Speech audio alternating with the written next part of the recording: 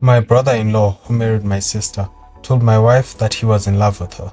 This led to a chain of horrific discoveries in our family. Yesterday, out of the blue, my brother-in-law asked my wife if she could meet him for lunch. He said there was something he needed to talk about. When my wife told me about his invitation, she seemed puzzled but not overly concerned. "Do you think it's about my sister?" she asked, furrowing her brow. "Maybe they're having problems, and he wants to get a woman's perspective on things." I found the whole situation odd. My brother-in-law had never reached out to my wife in this way before, but he often texted her and other family members for mundane reasons, so I didn't think much of it. After all, we were a close-knit family, and it wasn't unusual for us to support each other through tough times. "Go find out," I told her, shrugging off my initial unease. My wife agreed, deciding to meet him at a cafe near her office the next day. The next morning, as she was getting ready for work, she mentioned the lunch again. "I'm still not sure what this is about," she said, a hint of worry in her voice. I reassured her, saying it was probably nothing. "Just listen to what he has to say, and if it's something we need to help him with, we'll figure it out together," I said. It's a busy cafe, filled with the usual lunchtime crowd, and my wife feels a bit more ease being in such a public setting. She arrives a bit early, finding a table near the window, where she can keep an eye on the entrance. He arrives a few minutes later, looking more nervous than she's ever seen him. They exchange the usual pleasantries, talking about work and the kids for a few minutes. But then, as soon as their food arrives, he takes a deep breath and dives into what he really came to say. He starts by complimenting her, telling her how beautiful she looks. At first, she thinks he's just being polite, but then he keeps going. He tells her how she's always been the light of his life, how she makes him feel like he's never felt before. It was love at first sight, he says, his voice trembling slightly. "I've loved you since the moment I first laid eyes on you. If you were mine, I would treat you like the queen you are. I'd give you everything you deserve." My wife is stunned. She stares at him, unable to believe what she's hearing. This man, my brother-in-law, married to my sister and father to their 2 kids, is pouring his heart out to her. He lays it on thick, making grand promises about how different life would be if they were together. He goes on, saying how he's been holding this feeling in for years, how he's watched her and admired her from afar, feeling more and more that they are meant to be together. She tries to interrupt, to tell him he's making a huge mistake, but he keeps talking over her, almost as if he's rehearsed this speech 1,000 times in his head. Mind you, this man has always had a friendly relationship with my wife. Our families see each other often since we're a close-knit bunch. He's always been the fun uncle to our kids, the guy who's there at every barbecue, every holiday dinner.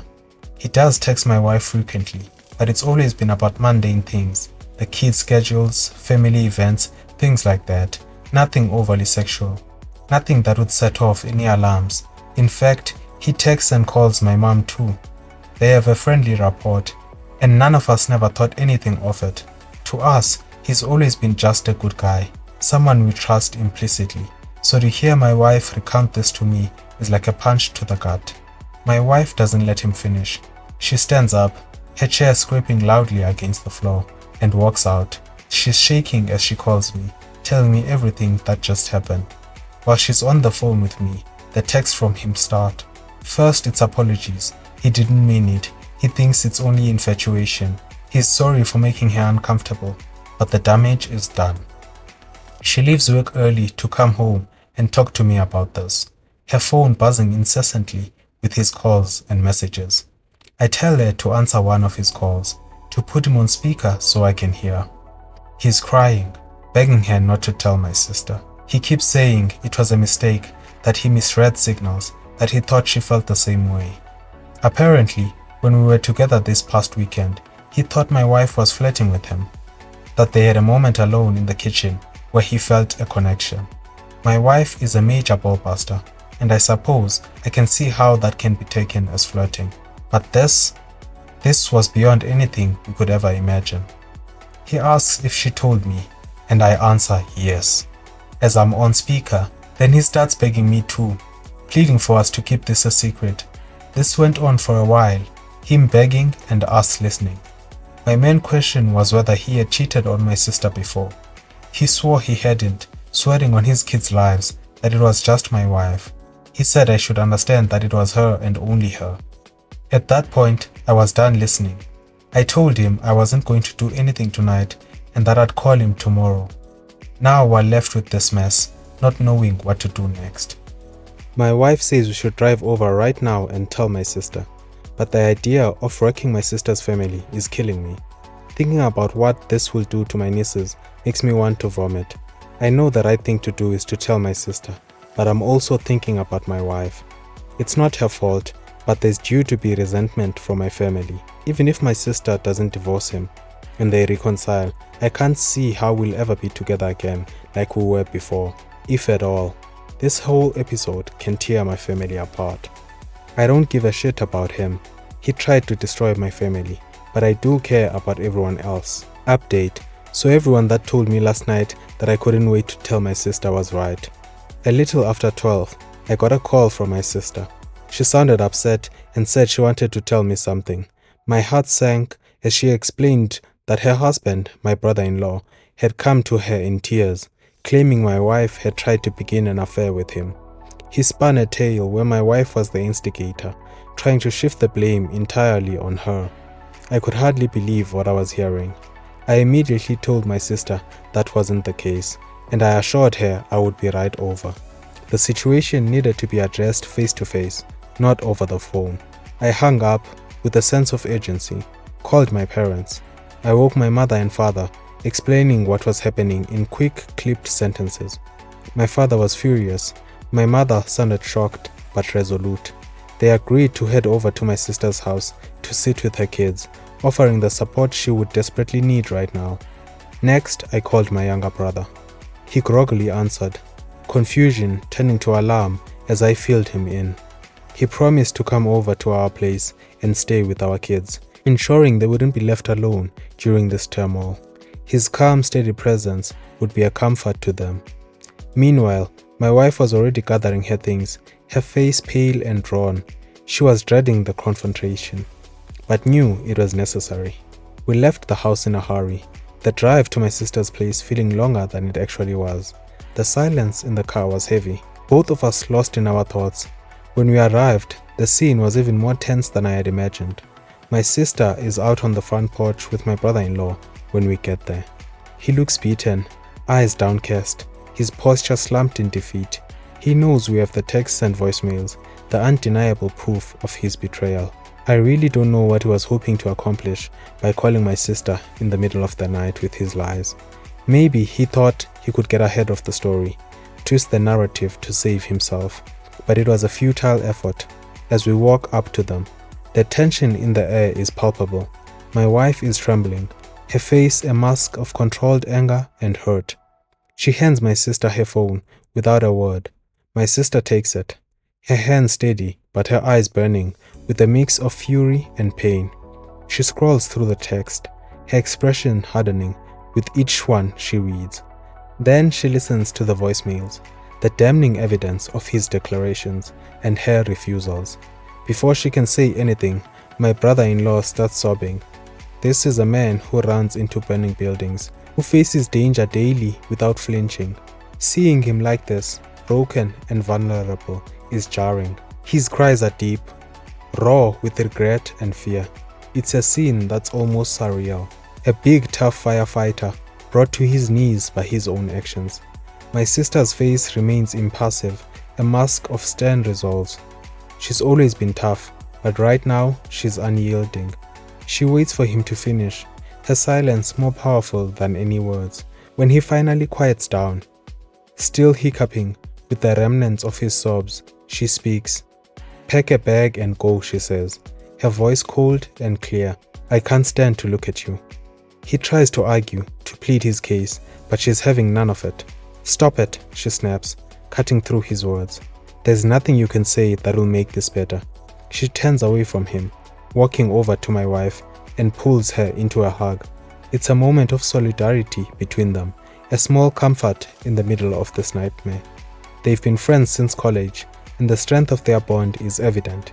It's a relief to see that despite everything, they are standing together. This leaves me standing with my brother-in-law.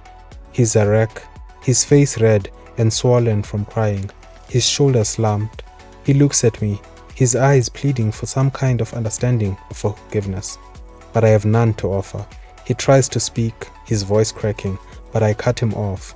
You need to leave, my family say. This is your mess. You need to deal with the consequences. He nods, defeated, and slowly makes his way inside to pack his things. My sister stays with my wife, the two of them talking quietly, leaning on each other for support. The rest of the night is a blur of conversations and plans. We all rally around my sister, helping her figure out what to do next, how to protect her kids from the fallout. My sister begins questioning my wife, trying to understand why her husband thought any of this could possibly work out. He must have had some reason to believe that she reciprocated his feelings. My sister insists that there hadn't been any issues in their marriage. Everything had been normal. My wife is crying at this point, tears streaming down her face as she tries to make sense of the situation. There's nothing you haven't seen, she says, her voice shaking. She hands my sister her phone again, and together they painstakingly go through every text message she sent over the past 2 years. They read each one carefully, looking for any hint of inappropriate behavior, but there's nothing there. My wife was just being herself. She has a playful personality, always joking around and teasing. It's part of what makes her so lovable and approachable. My brother has a similar sense of humor, and they've always teased each other in a light-hearted, harmless way. She does the same with my mom and my younger brother. It's just how she interacts with people. The only incident my wife can think of that can be misconstrued happened this past weekend. She recounts it, trying to pinpoint where things went wrong. They were all together at our place, and she and my brother reached for the fridge at the same time. They playfully jostled for who would get there first, laughing as they did so. He let her win, but then he reached around her waist to grab a beer, moving his hand slowly. She admits that in that moment, the way he did it felt a little inappropriate. It was a fleeting feeling, and she brushed it off, not wanting to make a big deal out of it. She wonders now if her silence gave him a misguided hope. My sister listens, her expressions softening. She doesn't blame my wife for any of this. She knows well enough to understand that her playful nature isn't an invitation for anything more. It's not your fault, she reassures her, and my wife nods, though the guilt still lingers. As they finish reading through the messages, it's clear there was never any mutual attraction, no hidden signals or secret flirtations. My wife was just being herself, and my brother-in-law took that and twisted it into something it wasn't. The realization that this misunderstanding has caused so much pain is almost too much to bear, but at least for now, my sister's belief in my wife remains intact. So then, my sister starts going through his MacBook to see what else she doesn't know about. She's angry and frantic at this point, her hands shaking as she types. She guesses the password, and on the third try, she's in. With a deep breath, she starts searching through his files, looking for anything that might shed more light on this nightmare. It doesn't take long before she finds something disturbing. There, buried in a folder labeled innocuously, are lots of pictures of my wife. They date back years, and what's more unsettling is that they are always isolated shots, just her, never in group settings or candid family moments. My sister clicks through them, her anger turning into a cold, creeping horror. One set of photos stands out. A few years ago, we went on a couple's trip to the Caribbean. It was a rare vacation without the kids, and my wife, feeling more relaxed in the adults-only environment, had worn a bikini. She usually doesn't, preferring more modest swimwear, but this time she had felt comfortable enough to do so. There were probably 50 pictures of her in that bikini, each one taken without her knowledge. My sister's fail pace as she scrolls through them. It's clear he's been secretly snapping these photos for years, collecting them obsessively. The realization that he's been harboring this fixation, lurking in the shadows of family events, sends a shiver down her spine. Does this now enter restraining order territory? She wonders aloud, her voice barely above a whisper. This has taken a creepy turn, far beyond what any of us had imagined. The boundary between inappropriate and outright disturbing has been crossed. She calls us over, showing us the pictures. My wife gasps, her hand flying to her mouth in shock. She had no idea he was doing this, no inkling of his obsession. My sister, her anger now tempered by a deep sense of betrayal, starts talking about next steps, legal action, protection for her kids, and a restraining order. All possibilities that need to be considered now. We're all reeling from this new discovery. The man we thought we knew, who we trusted as a husband, a father, and a brother-in-law, has shown a side of himself that's dark and disturbing. It's not just a matter of infatuation anymore, it's far more insidious. Unfortunately, the mess continues. My sister agreed to talk to her husband last night and let him explain himself. She was determined to get the full story and decided to involve my wife directly to ensure there would be no lying or half-truths. They set up a FaceTime call with my wife and I listened in off camera, my heart pounding with a mix of anger and dread. My sister, ever thorough, recorded the entire conversation for good measure. As soon as the call began, the tension was palpable. My brother-in-law looked exhausted, his eyes red-rimmed and swollen from crying. He started hesitantly, his voice shaky, but as he spoke, the truth began to pour out, and the story unfolded in a way none of us had fully anticipated.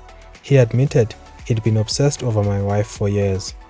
It started the day I met her, he confessed, his voice barely above a whisper. He went on to explain that it was during one of those early gatherings where my sister, eager to introduce her new boyfriend to her friends, had brought him along. My wife and I were dating at the time, but he had met her before he met me. At first, he thought his feelings were purely physical, an innocent crush that would brush aside. But as time went on and he spent more time around her, he realized that it was more than that. He became fixated on her personality, her laughter, the way she interacted with everyone around her. He described moments where he found himself watching her, captivated by her presence, even as she was being herself, playful and kind. He detailed how he had tried to suppress these feelings, convincing himself that they were harmless, but over time, his obsession grew. He started finding ways to be near her more often, volunteering to help with family events, making excuses to text her about trivial things. It was a slow, insidious process that eventually led to a point where he felt compelled to confess his feelings, deluding himself into believing she might feel the same way. My sister listened, her face a mask of controlled rage and heartbreak. She didn't interrupt him, letting him dig his own grave with each word. My wife, on the other hand, was visibly shaken, hearing how long this had been going on. How deeply his obsession ran was almost too much for her to bear. When he finished, there was a heavy silence. My sister finally spoke, her voice icy and measured. "What would make you think that my wife would leave me for you?" she asked, her eyes boring into his. He stammered, struggling to find the right words. He mentioned the supposed mutual attraction, the moments he had misinterpreted as signs of her reciprocation. My wife and sister exploded at that point, their pent-up anger and frustration spilling out. There was a lot of cussing, a lot of screaming, the raw emotion of betrayal and hurt coming to the forefront. My wife hung up the call, her hands trembling, her face pale.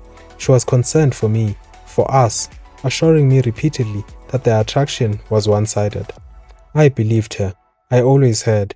Even if she did find him physically attractive at some point, I knew she would never act on it. She's serious about trust and infidelity, something she made very clear early on in our relationship. This whole ideal was a twisted fantasy of my brother-in-law's, a dangerous delusion that had nearly torn our family apart. The tension that had been building up during the call finally erupted into a swarm of cussing and screaming. My wife's voice was a mix of fury and hurt, while my sister's was steely and unforgiving. The barrage of emotions was overwhelming, the air thick with betrayal and disbelief. The phone call abruptly ended when my wife, shaking and distraught, hung up because she was concerned for me. She turned to me, her eyes wide with fear and confusion. It was one-sided, she assured me, her voice trembling. "I never thought it wasn't," I replied, trying to soothe her. Even if she did find him physically attractive at some point, I knew she would never act on it. She's not the type of person. Early on in our relationship, there was a moment that encapsulated her stance on trust and fidelity perfectly. I remember watching her one morning as she was dressing, admiring her without saying a word. She noticed, gave me a teasing smile, and asked if I liked what I saw. But then her expression turned serious, almost cold. "Never fuck up," she said, a tone leaving no room for misunderstanding, "or you'll never see this again." She meant every word. My wife is serious about trust. Once it's broken, it's almost impossible to mend. As I sat there, replaying the chaotic scene in my mind, I couldn't help but reflect on my brother-in-law. I knew he was a little cocky, always walking with a certain swagger, but my God, I never knew he thought so highly of himself to believe that he could pull off something like this. His delusions of grandeur were staggering, completely detached from reality. I talked to my sister later on, once the initial shock had started to wear off, and we could speak more calmly. She was resolute, determined to protect her children from the fallout of her husband's actions. She told me she would be contacting a lawyer first thing Monday morning to see what steps she could take to limit his exposure to their kids. She wanted to ensure that they were shielded from as much of this mess as possible. "As far as I'm concerned, he's detached from reality," she said, her voice steely with resolve. Her concern was no longer about saving her marriage, but about safeguarding her children and maintaining a semblance of stability for them. Anyway, my brother-in-law returned home yesterday, not because my sister wants him back, but because she can't legally stop him. Despite the turmoil and the clear betrayal, he has a right to be in the house until legal proceedings move forward. The atmosphere is tense and uncomfortable, filled with unspoken words and palpable resentment. They are done, and I think he realizes that now. There's a hollow look in his eyes, as if he understands that any hope he had of salvaging their marriage is gone. The lawyer tells my sister that since my brother-in-law's behavior over the few past days has been documented, there is a good chance she will be granted full custody of the kids. The texts, voicemails, and disturbing cache of photos all paint a clear picture of his obsession and instability. He doesn't seem to want to fight her on that. It's as if he knows he's lost everything and is too wary to put up a battle. My sister will be fine. She's stronger than she looks, and any love she had for him is gone. She moves through the house with a determined air, her focus now entirely on her children and their future. She doesn't seem to be broken up about it. Rather, she looks like someone who's finally seen the truth and is ready to move forward. The kids don't know what happened. They sense something is wrong. Kids always do, but they don't know the details. My brother-in-law was never much around the kids anyway. He often slept in the fire station, pulling double shifts and overtime. His absence was a constant in their lives, a silent but ever-present gap that they had grown used to, but it was certain to be hard on them once they know what's going on. The stability of their home, the presence of both parents, even if it was fractured, will change. My sister is prepared for this. She's already spoken to a child psychologist to help them navigate the inevitable questions and emotions that will arise. She's ready to be both a mother and a father, to provide them with love and support they'll need. As for my brother-in-law, he stays in a guest room, a silent figure in a house that no longer feels like his home. He seems resigned to his fate, going through the motions but devoid of any real fight. It's a sad, pitiful sight, but my sympathy is limited. Some of my friends have said that there must be more women, that someone as obsessive as my brother-in-law couldn't have fixated on just one person, but as far as we can tell, there hasn't been anyone else. It's really just the obsession with my wife. His fixation on her has been singular and intense, leaving no room for anyone else. After everything came to light, my wife blocked his phone number, trying to create some distance and protect herself from his unwanted advances. But on the same night he returned home, he sent my wife an email from an account he had just made. It started with a seemingly sincere apology, but it quickly took a turn into something much darker. He began by saying he never got to finish at the restaurant that day, implying there was more he needed to confess. Then he launched into paragraphs and paragraphs about all the things he loves about my wife. He detailed the desperation he felt, the overwhelming emotions that had driven him to act so irrationally. He recounted every little detail he admired about her, her smile, her laugh, the way she interacted with others. It was unsettling to say the least, to see his obsession laid out so starkly. He mentioned their supposed mutual attraction again, insisting that there was palpable sexual tension between them that he had always felt. He was delusional, mistaking her friendly, playful nature for something more. He painted a picture of a connection that existed only in his mind, a fantasy that he had convinced himself was real. The email ended with a rather large section about me. Let's just say, I didn't know he had such a low opinion of me. He was quite certain that I was not satisfying my wife properly. He criticized everything from my appearance to my demeanor, implying that I was somehow unworthy of her. His words were meant to undermine me, to sow seeds of doubt and insecurity. Reading the email was a gut punch. It was clear that his obsession with my wife had twisted his perceptions and fueled his disdain for me. He saw me as an obstacle, someone unworthy of the woman he had placed on a pedestal. But instead of feeling threatened, it only solidified my resolve to protect my wife and my family from his delusions. We forwarded the email to my sister and her lawyer. It was more evidence of his unstable state of mind, another piece of the puzzle that showed just how far gone he was. This email, with a mix of apology, obsession, and vitriol, might be enough to get him removed from the house permanently. For now, my wife and I are taking it one day at a time. The support from our friends and family has been invaluable, helping us navigate this surreal and painful situation. Finally, my wife isn't doing great, but she's improving each day. She does feel guilty for being too comfortable around my brother-in-law. Normally, she's very careful about setting boundaries with other men. In case it wasn't clear, my wife is quite stunning and receives a lot of male attention. However, she felt safe around my brother-in-law because he was family and she never thought he would cross any lines. Fortunately, she and my sister are on good terms and there doesn't seem to be any resentment, which is a relief. We will all be okay, but it will take time. Thank you to everyone who commented and offered their support. My primary concern throughout this was my sister and her children. You've made it to the end. Why not subscribe for more content like this? Till the next one, cheers.